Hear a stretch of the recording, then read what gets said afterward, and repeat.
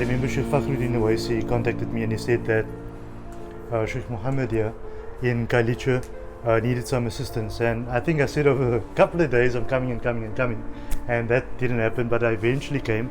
I contacted Imam Hassan Walili because I knew that he's involved with some projects and he could assist in the project, and he instantly said, let's go. We didn't know what we're in for, what we're doing, but we said, let's just do what we needed to do. When we got here, we were pleasantly surprised to find the structure behind me already set up, which I think the Medina Institute had put in, and so we thank them for that. But the work now continues because a madrasa runs from here amidst other things. But the feeding of people is an integral part. So my foundation, the Faizal Foundation, and everything I do right now is for the benefit of my mother, all these projects, and Imam said for sure for the benefit of your mother, and that inspires me to continue what we're doing. Imam came on board, and a couple of calls down the line, brand new pot, brand new stove, and a constant supply of food that feeds 80 people per week. Now the reason why I'm doing the video, a day, yes. The reason I'm doing the video is to inspire you to get involved with these projects that you don't know about. I'm going to show you a bit more. This is on behalf of Masjid al-Jumu'ah Militant, where I am the Imam. It's such a great pleasure to give, and as you know, we give regardless of religious persuasion. I mean, we're doing churches, we're doing masjids, we're doing anybody. And here we have a pot stove, we have the Soyman's Akni, mashallah, it feeds 80 people. In addition, to keep you going, because it's hard. This envelope, which contains some money, is for your mother. And this one is for you, on behalf of our masjid. Okay. Inshallah, that's the least we can do. This will be an ongoing process of supplying you whatever foodstuff we have. What inspires me about this entire story was that we found out that he's a revert and he went to go and study the deen, and after that he's now teaching other people, and his mother also reverted not too long ago. So it's a really inspiring story, and I think it's stories like this that's on the ground where you see actual change, that we as the Faizal Foundation, part of my show, Imam and his operation wants to get involved, and we ask you as the public to join us, and we show you today what we've started, but we show you a starting point because I take it that you're going to respond and support the projects that we're involved with, and that's why we're showing you what we're doing. First of all, I would just like to say thank you to my mother, who's currently sick at the moment, so I ask everyone to make dua for her, who actually afforded this opportunity. I mean, at the time where she was still a Christian, she really allowed me the room to really practice my deen ever since converting, and also even more miraculously, she gave her home over as a means of dawah within the community. So I've been able, while she was still a Christian. So that is part of the beauty of my story, alhamdulillah, that she really rallied behind me at the time where she was not even a Muslim at the time. Alhamdulillah, today I can be joyous to say that she has become Muslim, alhamdulillah, with the grace of Allah subhanahu wa ta'ala. So initially I had a very small Wendy house back here at my house, which was just gifted to me by someone because they were just trying to clean up their yard. So I think the heart of the story sat there, and that the intentions were actually planted there. It was nothing. It had no door, nothing. It was just kids just coming, running around. We didn't know what to do. The kids would come and clean up into the community while we were still trying to figure how we're going to make it a special place for them. And now today, alhamdulillah, thanks to the Medina Institute and Planet Mercy and the team for actually assisting me, and Mrs. B importantly, for assisting me to set up this beautiful place here, which I hope is a safety and a place of learning for the young children, from cleanliness and purifying themselves, and of course then the higher aspiration of becoming awliya of Allah subhanahu wa ta'ala within the community. Amen. And today just marks one of the beautiful milestones within this project, which is happening here. And I always started, when I started, I said Islam needs to begin from my home before I can even start anything within the community. My home needs to express what type of home that a Muslim, what type of productivity does a Muslim home provide. within a community. That's what I try to express basically. That's why I was really keen on trying to start something from here first, before then saying I'm going to start a masjid or whatever. So this really then warms out the house to say that the continuous feeding of the people selflessly, like as Imam said, to anyone, whether Christian, whether it's just a normal wayfarer on the street, to say that this is a place where you can come and have a plate of food, and really you do not go, especially in our community where people are resorting to crime in order to really feed their stomach.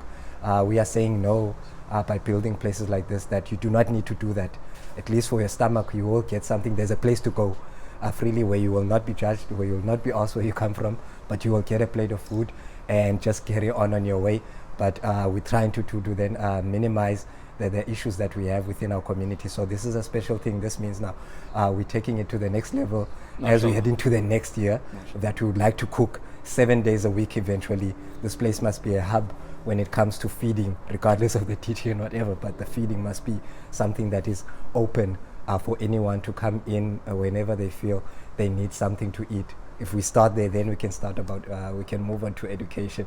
That is a joy for me, because I was still starting to feel a bit stagnant at the time, because we were not feeding as much as I felt we needed to.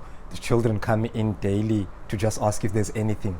That's all they just ask now, because they just come to ask if there's anything. And I found now young children whose parents are drinking alcohol, so they actually do not get anything at all at home. They come walking bare feet just to ask if there's. So the real people now are actually coming through to really say they're asking. So I'm talking about the orphans now. You can say that they are now orphans because no one cares about them.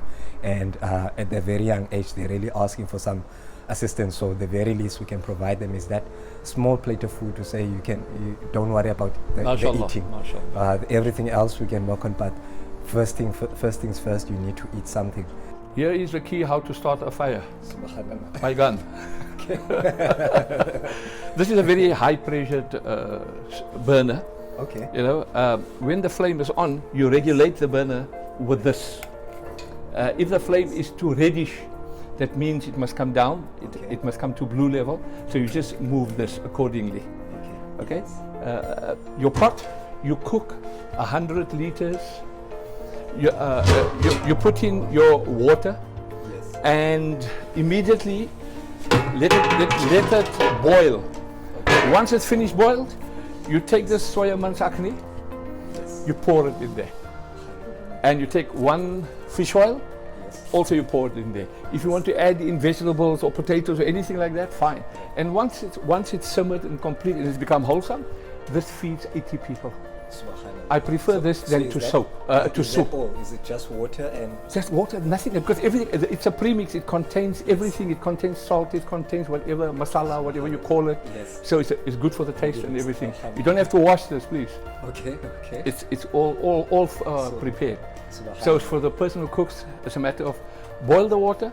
Okay. Once the water is boiled, you pour that in and let that simmer. You put the heat down. And then once it becomes wholesome, voila, it's ready. And of course, as I said, one fish oil. Inshallah, and inshallah, until we are able to, we will support you all the way.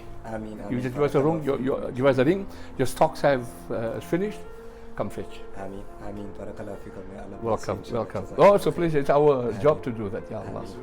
I think for me what's important is that we see change in society, and it doesn't always need to be big projects. With my foundation at the moment, all I'm doing is I'm really just facilitating some things through the foundation of the talk show.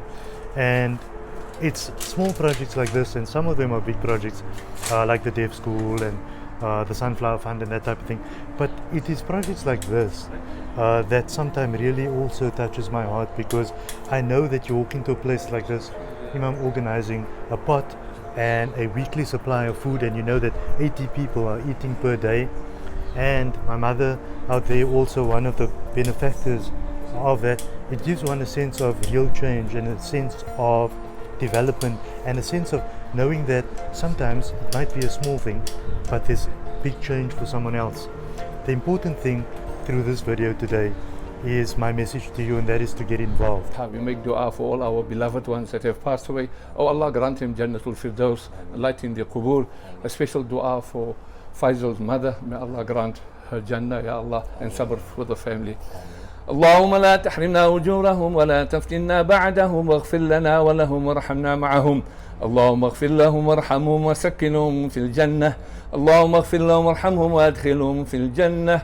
اللهم اغفر لهم وارحمهم وارواحهم في الجنة يا أرحم الراحمين. إن الله وملائكته يصلون على النبي يا أيها الذين آمنوا صلوا عليه وسلموا تسليما. اللهم صل على سيدنا محمد وعلى آل سيدنا محمد وأصحابه وبارك وسلم.